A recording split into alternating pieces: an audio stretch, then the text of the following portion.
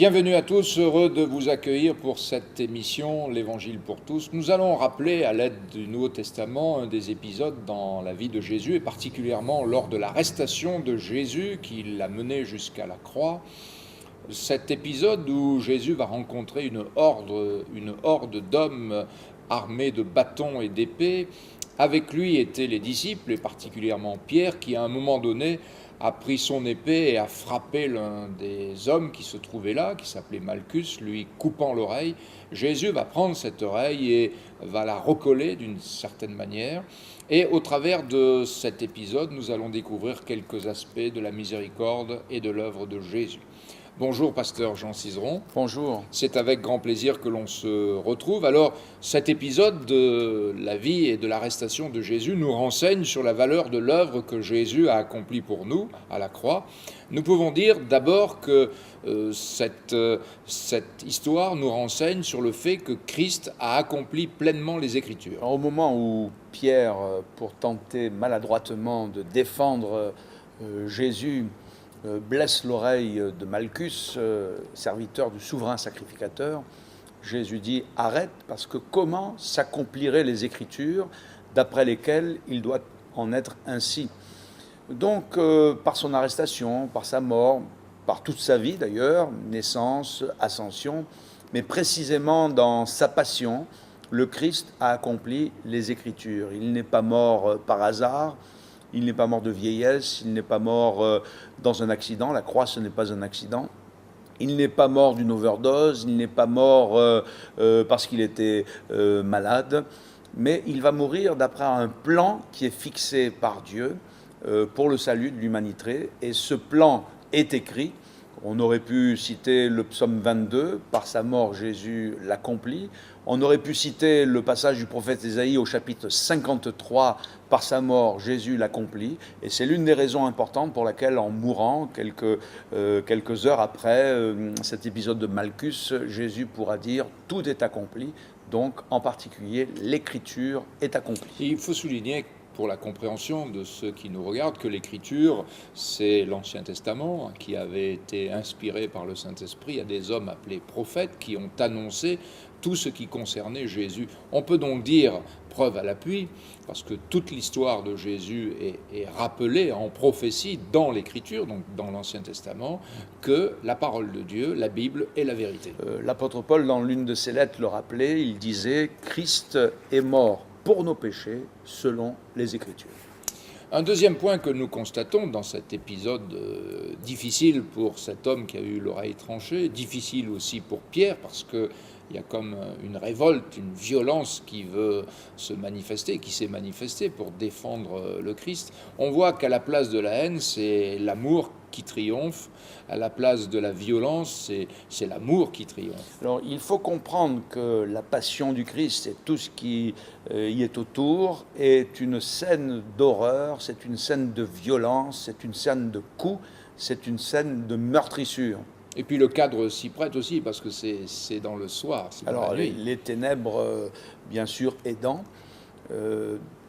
Et d'ailleurs, c'est l'histoire des hommes, les coups, les blessures, les meurtrissures, depuis que les hommes sont sur la terre. C'est une histoire de haine, une histoire de coups, une histoire de vengeance, une histoire de règlement de compte. Et sans trop exagérer, on peut dire que l'histoire des peuples est une histoire de folie, une histoire de coups, une histoire de blessures, une histoire de meurtrissures. Et dans ce contexte de haine, de violence, de méchanceté que Jésus est en train de subir dans sa passion, eh bien, il y a une scène où Jésus va renverser la vapeur. Et au moment où lui, il est attaqué, au moment où lui, il est saisi comme un meurtrier avec des bâtons, avec des coups, avec de la haine et des insultes, et que l'oreille de ce serviteur est blessée, eh bien, Jésus, lui, va étendre sa main pour guérir cet homme. Donc, il va renverser les choses, parce que les blessures de Jésus qu'il subit, qu'il va subir par sa crucifixion, les coups qu'il a endurés, comme dit la Bible, les meurtrissures de Jésus, n'engendrent pas cette révolte, cette haine qui fait souvent boule de neige, mais les meurtrissures de Jésus donnent la guérison, parce que alors que ce soldat était blessé, pas ce soldat, ce serviteur, pardon, était blessé, Jésus a touché son oreille, et lorsqu'il l'a touché, il l'a guéri. Nous ne sommes pas là pour décrire toute la misère humaine, et les blessures, les coups, les meurtrissures, la vengeance. On sait très bien que notre monde gît sous cela. C'est vrai à l'échelle planétaire, c'est vrai à l'échelle des pays, c'est vrai à l'échelle communautaire, c'est vrai à l'échelle familiale, mais c'est vrai aussi dans le cœur des hommes et des femmes. On peut dire que la Bible dit la vérité quand elle dit l'homme ne connaît pas le chemin de la paix. Or, il y a le Christ qui vient par sa présence pour nous donner cette paix, pour nous faire découvrir cette paix, mais aussi pour nous aider à la vivre. Alors, Jésus, dans cette agression, dit à Pierre, remets ton épée dans le fourreau.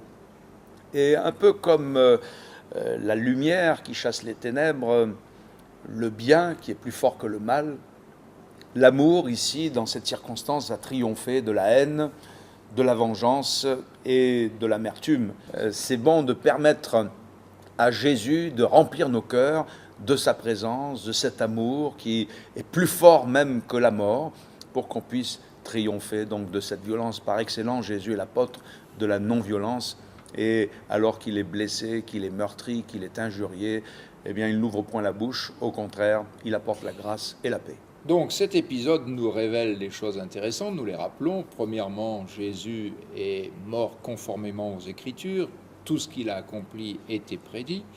L'amour de Jésus triomphe de la haine, de la violence, et puis, chose extraordinaire, dans ce cadre très sombre, très difficile, avec ces épées, ces lances qui devaient scintiller avec le clair de lune, et puis ces bruits, les meurtrissures de Jésus vont donner la guérison à cet homme. Oui, parce qu'un coup d'épée dans l'oreille, ce n'est pas une caresse.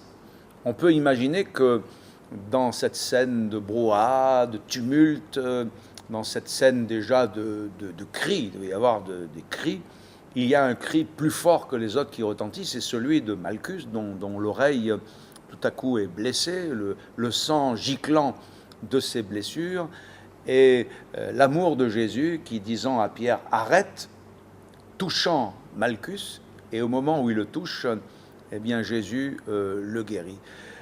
Donc c'est bon de demander à Jésus de nous toucher. Comme Jésus a touché l'oreille de Malchus, Jésus peut encore nous toucher aujourd'hui, et ces meurtrissures, chaque goutte de sang coulant des meurtrissures de Jésus, eh bien, apporte la guérison, apporte le renouvellement dont nous avons besoin, apporte la bénédiction de Dieu. Il est possible aujourd'hui de demander à Jésus de nous toucher, parce que si, avant l'œuvre accomplie à la croix, eh bien, ces blessures ont apporté la guérison, à plus forte raison qu'aujourd'hui l'œuvre est accomplie et que Jésus est ressuscité, peut-il, en nous touchant, nous guérir parfaitement et nous apporter la paix dans le cœur.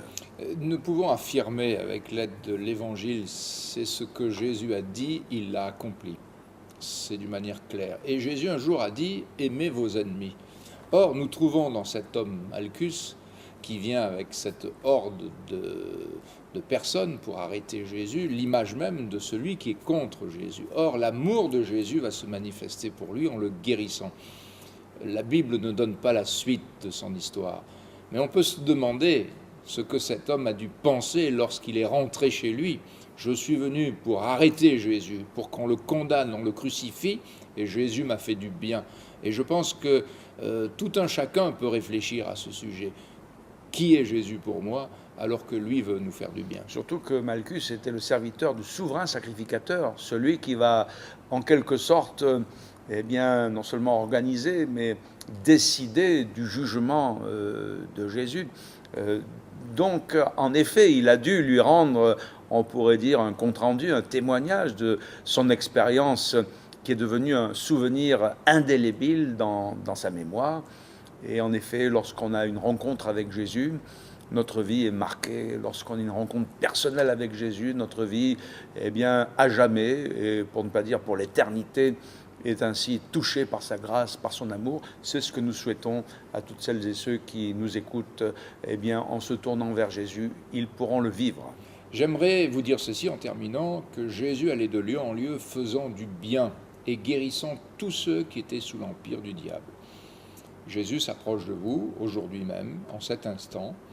Si simplement vous voulez l'invoquer, là où vous êtes, vous pouvez prier Jésus en disant « Seigneur, sauve-moi. Seigneur, guéris-moi. » Il entendra votre prière et il vous bénira. À bientôt.